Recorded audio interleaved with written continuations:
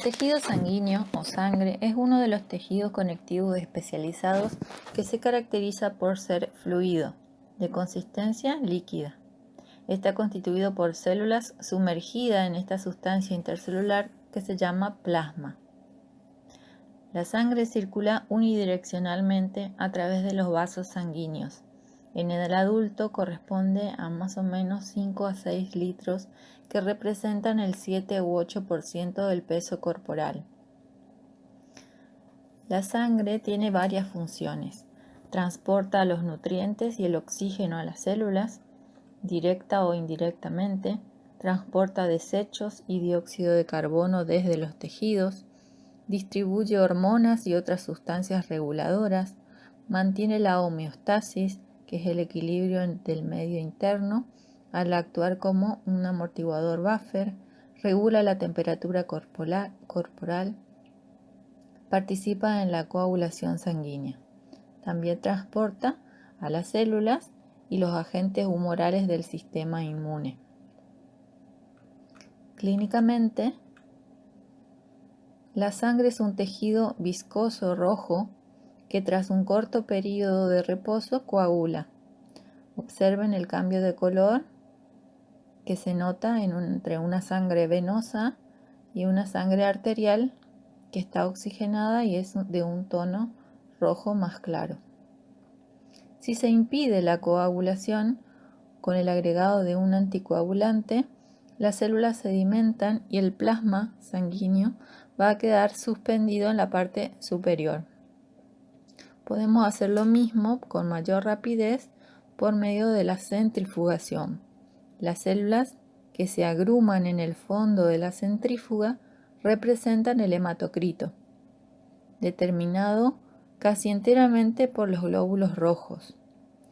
El hematocrito es mayor en los hombres debido a la mayor musculatura y por ende la mayor necesidad de oxígeno. Cubriendo esa capa roja encontramos una delgada capa grisácea que está formada por las plaquetas y los glóbulos blancos. Y por encima, casi el 60%, en la parte superior, un líquido translúcido amarillento que es el plasma sanguíneo.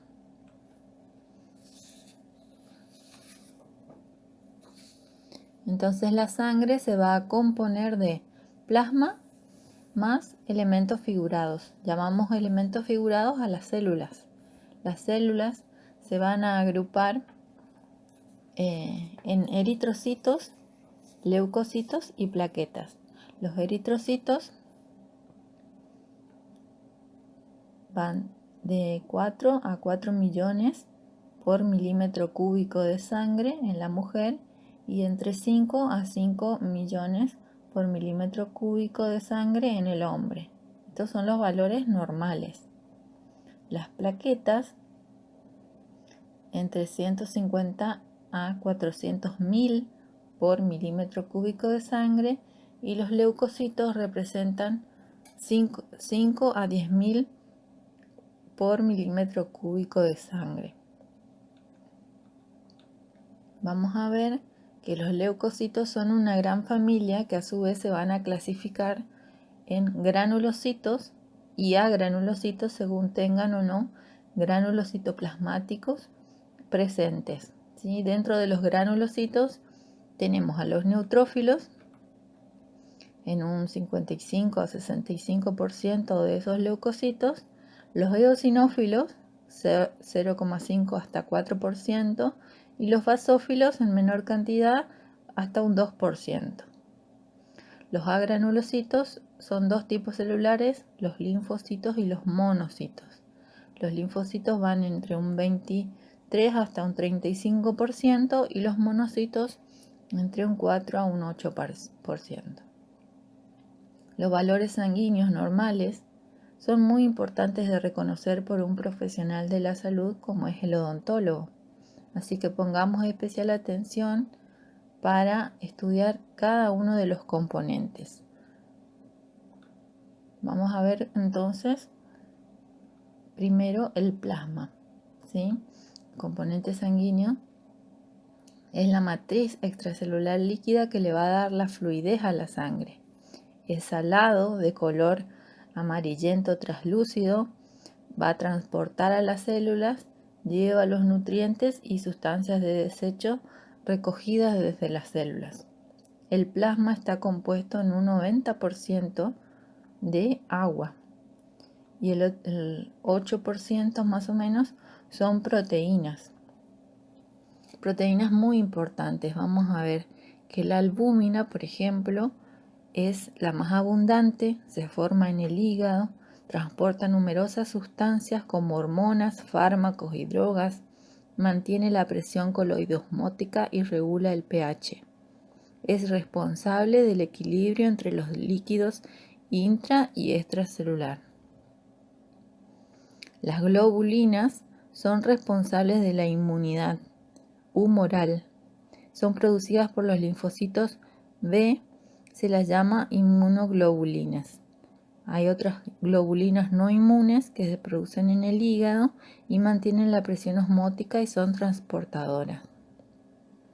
Otra proteína es el fibrinógeno, que es la proteína más grande, también se produce en el hígado, es un precursor soluble que se convierte después en la reacción en cascada en fibrina, que atrapa las plaquetas y va a formar el coágulo sanguíneo en un proceso de coagulación.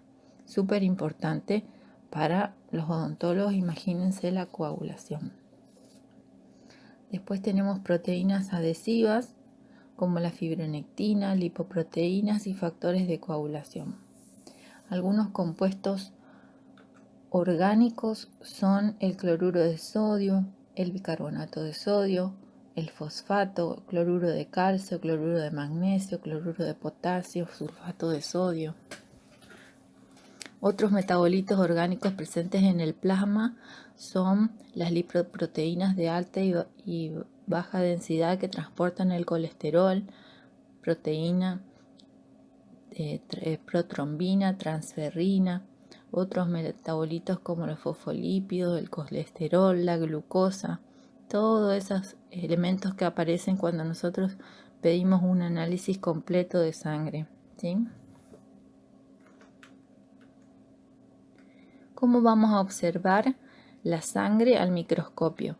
Vamos a utilizar una técnica especial que es el extendido o frotis, ¿sí? Se coloca una gota de sangre en un portaobjeto y con el borde de un cubreobjeto arrastramos la gotita para extenderla en la superficie del portaobjeto. Dejamos fijar al aire y coloreamos usando una tinción de May-Grunwald-Hiemsa. Es una tinción derivada del método de Romanowsky. Ahí pueden ver ambos colorantes. ¿Sí? Primero colocamos el May-Grunwald, que tiene eosina y azul de metileno, y luego agregamos Hiemsa, que además posee productos de oxidación como el azur, el violeta y el azul de metilo. Vamos a observar en nuestro preparado que casi todo nuestro campo va a estar cubierto por unas formas redondeadas sin núcleo dispuestas como en pila de monedas. Esos son los eritrocitos o glóbulos rojos. Como hay en mayor número, ocupan todo nuestro campo. Después podemos descubrir otras células que tienen el núcleo basófilo, que son los leucocitos. Y si recorremos el preparado, por ahí podemos ver como unos pequeños restitos, ¿sí? De pequeños restos de célula, son las plaquetas. Siempre están en grupos. Vamos a ir describiendo, ¿sí? Las características de cada una de estas células.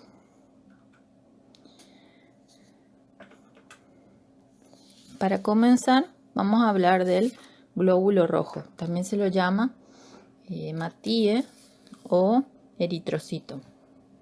Son células con una forma de disco bicóncavo. Contienen hemoglobina, que es lo que le confiere el color rojo a la sangre.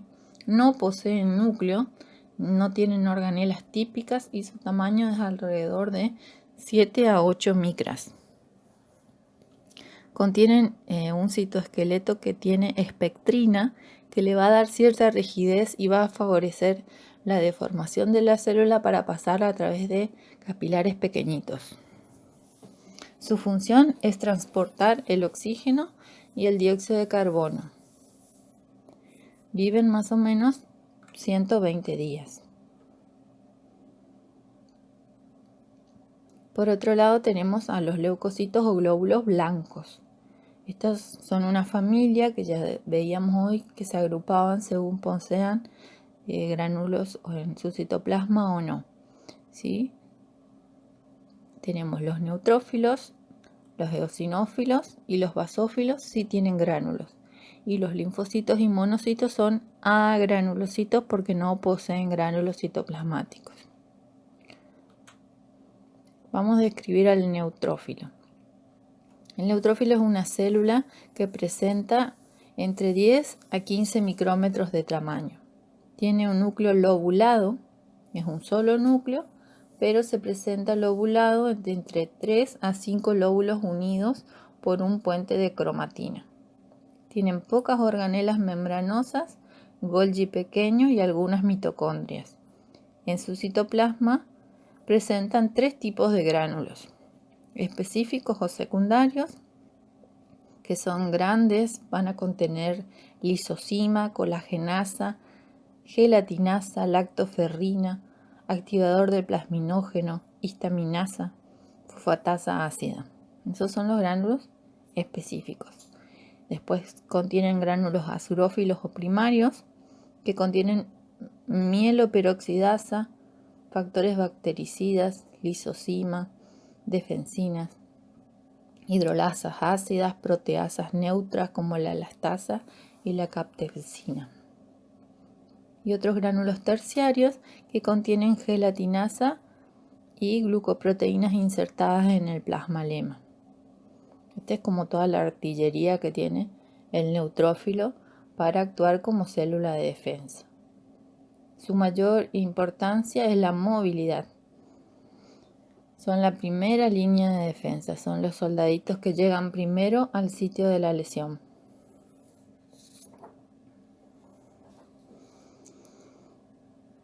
Se van a adherir a la pared del vaso, reducen su velocidad y se produce un rodamiento, ¿sí? Las moléculas de la superficie del neutrófilo, que son las integrinas, van a interactuar con las moléculas del endotelio.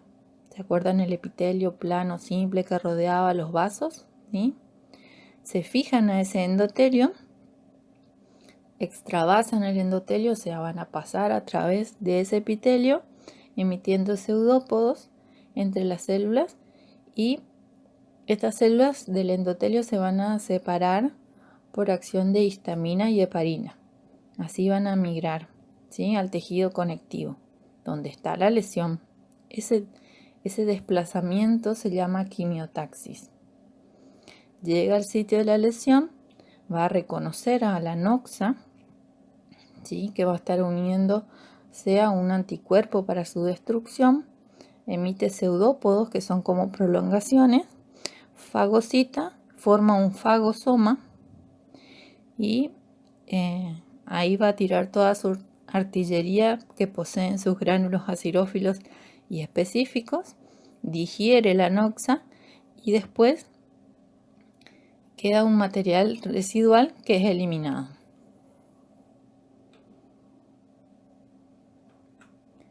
Otras células son los, también me olvidé de decirle que todo ese tejido, ¿sí?, bacterias muertas, neutrófilos muertos, todo ese campo de batalla donde quedan todos los restos de esa guerra, digamos, es el pus, ¿sí? Entonces eso después se hace una limpieza del tejido. También los neutrófilos van a secretar interleuquina 1, que es un agente pirógeno. Pirógeno, ¿qué significa? Que va a actuar a través del hipotálamo y va a producir fiebre, ¿sí? Ahora sí vamos a las otras células que son los eosinófilos. Los eosinófilos son células de diámetro entre 12 y 15 micras. Reciben ese nombre de eosinófilo a que tiene grandes gránulos refringentes en su citoplasma. El núcleo es típicamente bilobulado. Como en los neutrófilos, la heterocromatina se encuentra por debajo del núcleo lema. En su citoplasma hay escasas organelas membranosas, participa de las respuestas inmunológicas y va a tener gránulos, es un granulocito. Gránulos específicos que contienen lisosomas del eosinófilo con peroxidasa, histaminasa, arilsulfarasa y otras enzimas hidrolíticas. La histaminasa es la que neutraliza la actividad de la histamina y la arilsulfarasa va a neutralizar la acción del leucotrieno C. En sitios donde haya una reacción alérgica, disminuyendo los efectos deleterios de esos agentes vasoactivos.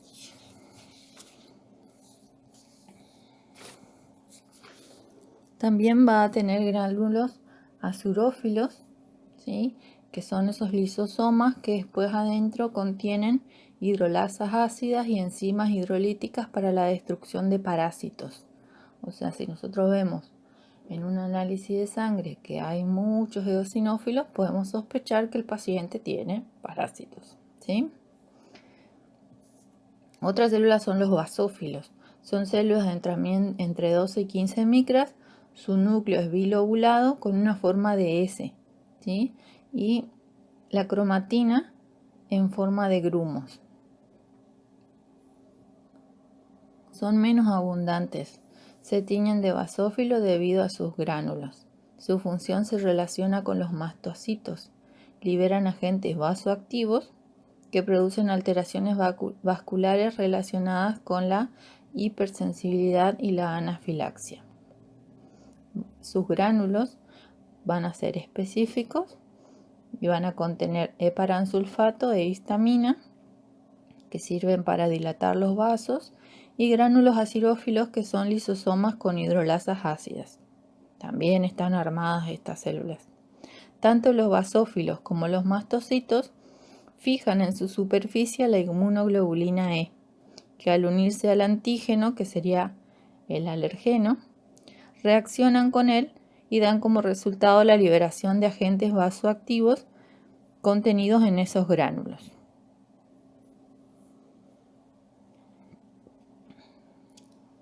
Hasta acá los granulocitos. Ahora vamos a los agranulocitos. Los agranulocitos son los linfocitos y los monocitos. Los linfocitos son células más pequeñas, ¿sí? Tienen 7 u 8 micrómetros. Poseen un núcleo bien esférico que ocupa casi toda la célula y deja un fino halo de citoplasma alrededor. Poseen escasas organelas y Golgi pequeño. Presenta pequeños gránulos azurófilos que corresponden a sus lisosomas. No son visibles, estos granulitos son lisosomas del citoplasma. ¿Qué función van a cumplir los linfocitos? Son células inmunocompetentes, reconocen y responden a antígenos, ¿sí? ¿Saben qué son los antígenos?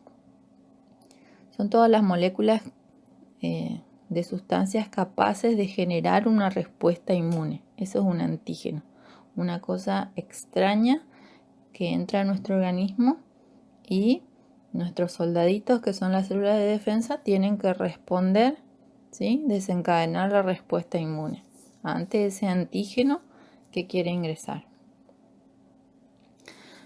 Los linfocitos se clasifican en base a los marcadores de subsuperficie, ¿sí? En la membrana van a tener marcadores.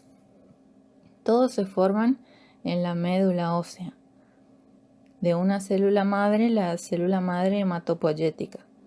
Pero los linfocitos T se van a diferenciar o van a madurar en el timo. El timo, que es un órgano linfoide pequeñito de 50 gramos más o menos, que está ubicado en el tórax, ¿sí? por detrás de nuestro esternón. O sea, la célula va a formarse en la médula ósea del hueso y después va a viajar por el torrente sanguíneo y cuando se relacione con un antígeno va a madurar y se va a activar, ¿sí? Es la responsable, el linfocito T es el responsable de la respuesta inmunológica celular. Hay dos tipos de linfocitos T, los citotóxicos y los colaboradores. Después tenemos los linfocitos B, que van a madurar directamente ahí donde se formaron en la médula ósea. Estos son los encargados de la respuesta inmunológica humoral, ¿sí? Mediada por sustancias. Y los natural killer, que son células, dice naturalmente asesinas, ¿sí? Derivan de los precursores de los mismos precursores de las T y de las B y están programadas para destruir células infectadas por virus o células tumorales. Vamos a ver un poquito estos T, ¿sí? Los linfocitos T decíamos que teníamos citotóxicos y colaboradores. Los citotóxicos tienen en su membrana una molécula accesoria que dice CD8. CD significa cúmulo de diferenciación. Es como una identificación de esa célula, ¿sí? Estas células van a reconocer al antígeno en células infectadas o neoplásicas, secretan linfocinas y perforinas, así van a perforar las membranas de esas células y van a producir lisis o muerte celular. Son responsables, por ejemplo, en las reacciones por injertos y en las reacciones contra células cancerosas. Otros linfocitos T son los colaboradores coadyuvantes o helper, ¿sí? Tienen el CD4. Estos necesitan unirse a un complejo antígeno-anticuerpo que se da, dice ahí, moléculas de MHC2.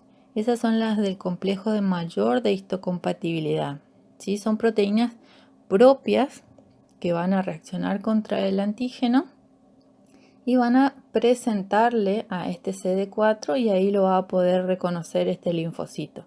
Primero entonces se forma una unión entre el antígeno y las moléculas de MHC2 y entonces el antígeno lo reconoce, el linfocito, perdón, lo reconoce. ¿Qué hace el linfocito? Produce interleuquinas que estimulan la formación de más linfocitos CD4, o sea, se autoestimulan ellos mismos y por otro lado también van a secretar sustancia para activar a los CD8 y a los linfocitos B.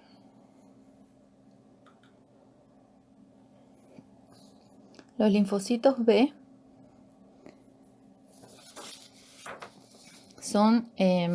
participan en la producción de anticuerpos circulantes.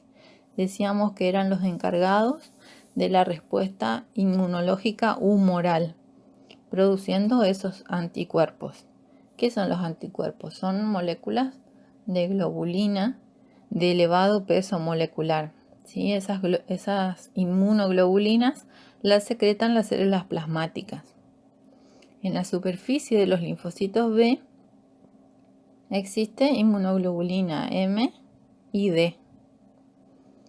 Entonces el mecanismo resulta de la unión de la membrana del linfocito B. Fíjense en el dibujito, como que tiene dos patitas ahí el linfocito B y abajo está el antígeno de color celeste. Se unen, ¿sí? Forman un complejo, produce una endocitosis y por un lado presenta los antígenos en su superficie. El linfocito B puede, para arriba hay una flechita que dice estimular a las células plasmáticas para secretar anticuerpos, ¿sí? En todas las inmunoglobulinas, o si no, diferenciarse a un linfocito B memoria, ¿sí? va a tener, ese linfocito B memoria va a tener en su superficie otros anticuerpos, otras inmunoglobulinas.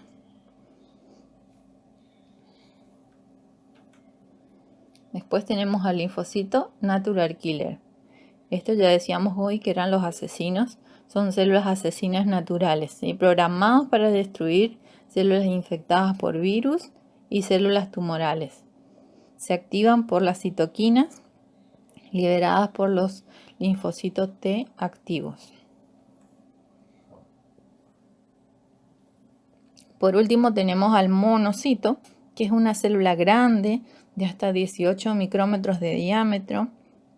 Tiene un núcleo arriñonado, como si fuera, presenta como si fuera una pequeña escotadura en un costadito.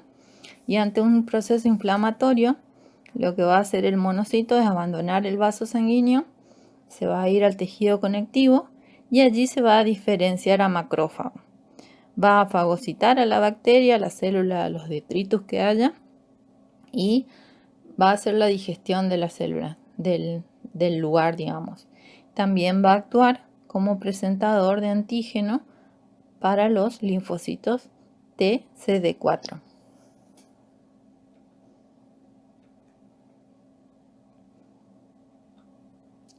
El otro componente de la célula, de la sangre, son las plaquetas. Las plaquetas son restos de células de la médula ósea llamada megacariocito. En la imagen tiene una célula entera. La plaqueta es un trocito del citoplasma de esa célula, ¿sí? Fíjense, en un preparado se ve como unos cúmulos de puntitos basófilos, ¿sí? Porque tienen 2 a 3 micrómetros de diámetro. Presenta dos partes, lo vemos a más aumento, una zona central teñida intensamente llamada cromómero y una periférica más pálida llamada hialómero. Las plaquetas están más o menos, tienen una vida media de 10 días. Si vemos en un dibujo esquemático una plaqueta, vemos ahí que es como un trocito de célula, ¿sí? Tienen varias zonas, una zona periférica que está constituida por la membrana plasmática y ese glucocáliz, ¿sí? Que son las glucoproteínas de la membrana. Por debajo una zona estructural como un citoesqueleto, ¿sí? Con microtúbulos y filamentos, y se le van a dar la estructura. Y por dentro una zona de organelas. Las organelas van a ver muchos factores importantes para las funciones que va a cumplir la plaqueta. Por fuera, en su membrana, va a tener un sistema canalicular abierto que le sirve para el depósito de calcio. Fíjese qué importantes las funciones de las plaquetas. Van a intervenir en la hemostasia. La hemostasia es el conjunto de mecanismos para detener una hemorragia, ¿sí? Van a formar un tapón hemostático primario. El fibrinógeno, ¿se acuerdan hoy que era la proteína que estaba en el plasma? Se transforma en fibrina, va a estabilizar el tapón y va a haber vasoconstricción, o sea, los otros vasos sanguíneos van a disminuir su diámetro. Se forma un tapón secundario y se produce la contracción del coágulo. El coágulo es lisado por la plasmina y va a haber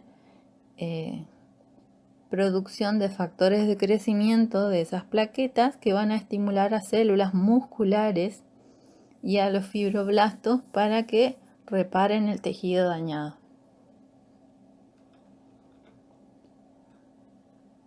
Como vieron, el tejido sanguíneo es un poquito extenso y si ustedes quieren ampliar un poquito la respuesta inmunológica y ver cómo actúa cada célula en la defensa, pueden ver el capítulo 16 del libro de Jenneser, donde explica detalladamente la función en la respuesta inmune de cada tipo celular.